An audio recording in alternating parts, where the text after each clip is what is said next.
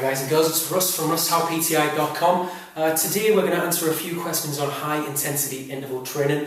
It's becoming a very popular form of cardio training, but a lot of people come to me in the gym and ask questions about this because there's not really a lot of guidance out there on the correct forms of HIIT training for specific goals, you know. So today we're going to answer the most popular questions and hopefully help a few people out there on the YouTube page and Facebook page. We're going to cover what is high intensity interval training.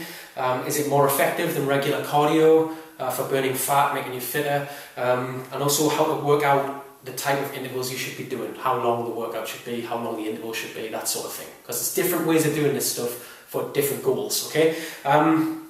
First of all, what is high intensity interval training? Right? A lot of people get bored with regular cardio. You ever jump on a bike or a treadmill for an hour, gets a bit dull, right? You tend to zone out. HIIT training is the opposite of that. It involves much shorter workout. It's much more challenging, and it involves switching between moderate intensity and high intensity every few minutes or less, as we'll cover later on. That constant change is much more challenging, and it burns a hell of a lot more calories and fat in less time. The main reason for doing this video, I was working in my gym the other day and a guy came up to me and he said, "Russ, is HIIT training better for burning fat?" Because what he had done is the day before he did regular cardio and the bike told him he'd burned, I think, 401 calories in his workout, and then the day he spoke to me he said, "I've just done HIIT training but the bike says I've burned 420 calories. It's not that much different. I thought HIIT training was supposed to be much better for calorie burning because it was a lot harder workout." The benefits of HIIT training aren't the same as regular cardio, you see. When you do regular cardio, you effectively pretty much stop burning calories as soon as you get off the machine. Now with HIIT training you don't. You get the main benefits after you finish your workout, okay? It's a phenomenon known as a fitness instructor, we would call this Epoc, okay? I'll give you the jargon name and I'll give you a much easier name to remember in a minute, okay? Because I don't like going through the jargon side of things, it tends to confuse people. Epoc stands for excess post-exercise oxygen consumption. I know, not very easy to remember, right? A lot of people know this effect as the afterburn effect. You may have heard it called that. Basically, your body keeps on burning fat and calories at a higher rate than normal for about 16 to 24 hours after your workout. So not only has he burned that much on the bike that he was on, but he would carry on burning after the gym. The machine won't pick that up when he's on there, so don't pay too much attention to the calorie counter on your machine when you're doing high intensity training. It's much like when you do weights as well. You may have heard that if you do weights workout, it's actually good for weight loss because you carry on burning you carry on burning fat after you leave the gym for up to 16 hours. It's a similar type of effect. There's a lot of people confuse the hell out of the afterburn effect. You know, they'll give it a cool name and then people just wonder what the hell it is. There's so much hype around it. Basically, if you're doing high intensity interval training and you're doing compound movements with your weights like big squats, bench press, that sort of thing, you're already reaping the benefits of the afterburn effect, possibly without even knowing it, okay? It's nothing too complex. Okay, who should do HIIT training? The majority of people who are just looking to lose fat more, I guess quicker, quicker. It's not easier, but it's faster, more effective, as well as athletes looking to increase their performance, okay? There's 3 proven studies on HIIT training which we want to discuss today. There's tons of different interval levels you can do. Find what works for you, but I'm going to give you the 3 proven ones which have the most research to back them up, and then you can start with these, okay? The first one, if you're an athlete looking to increase performance, the one with the most research behind it is the Tabata method. We've done a video on this on our page. Watch that if you want a bit more in depth. We're going to fly through it here though, so that we can fit the other 2 in for you guys as well. The Tabata method, Professor Tabata over in Japan in the 90s did a test for a few weeks with a group of elite athletes, increased their VO2 max, which is their cardiovascular fitness, by 28%. It's huge benefits from this, and it involves by far the hardest form of interval training out there, okay?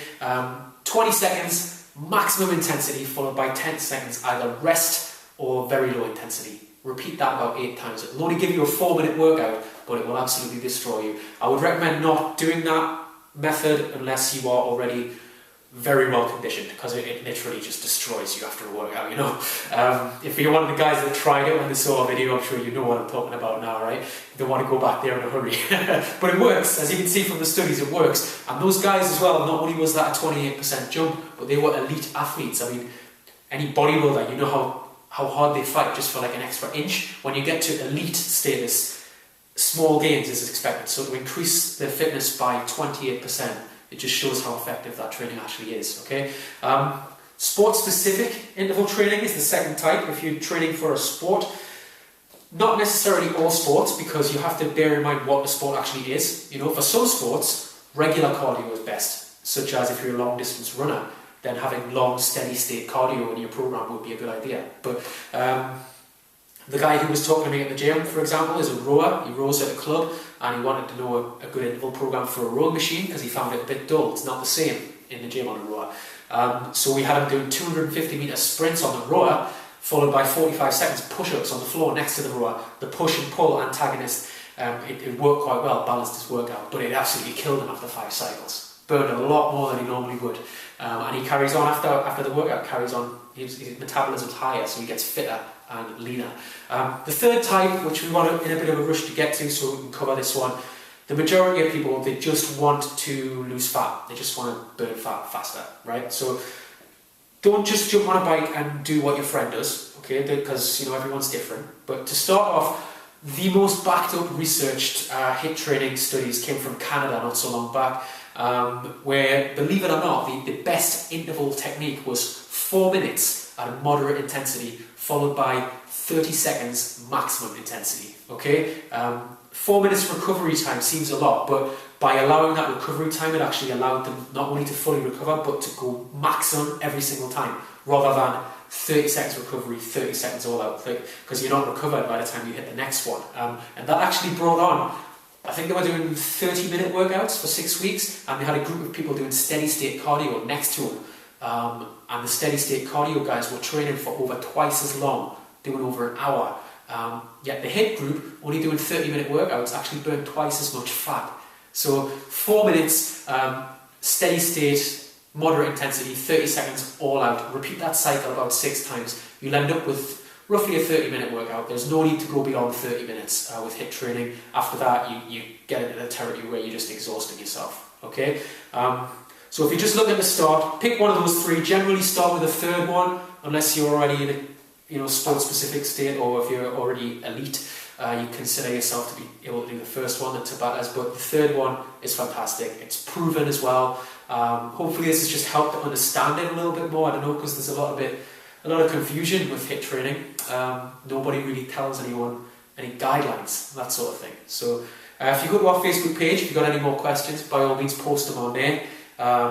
You can now upload before and after pictures as well if our videos are helping you to get fit. I know we've received a lot of feedback, people wanting to do that, so by all means go do it, but upload a before and now picture, not after, because after implies that you're finished. Believe me, when you start getting the results that I've seen from some of you guys, you ain't finished, you're going to carry on, you know, you just set a new goal, carry on. So feel free to do that, inspire other people and share the videos, help your friends. That's why we do this. Alright, thanks a lot guys, hope today's video helped, bye bye.